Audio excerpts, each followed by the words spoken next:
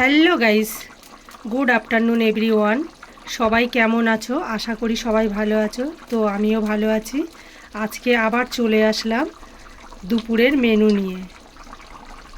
দেখো এখানে দুপুরের মেনু এখানে চলছে ডিম আলু।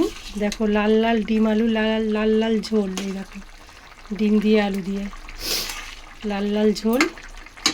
এখানে বাঁধাকপি একটু সিদ্ধ করে ভাবিয়ে ফেলে দিয়েছি আর কি, কমপ্লিট করা আছে। এখানে আলু কাটা আছে, আলু কেটে ধুয়ে কমপ্লিট করে রেখে দিয়েছি। এখানে দেখো 4 পিস বড় বড় রুই মাছের মাথা ছিল, ভেজে কমপ্লিট করে রাখা।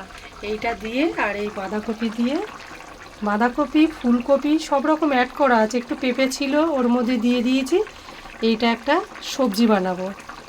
তো তোমাদের কাদের কাদের দুপুরের মেনু কি কি চলছে আমার ইনবক্সে গিয়ে কমেন্টে জানাবে। সবাই ভালো থাকবে। টাটা বন্ধুরা।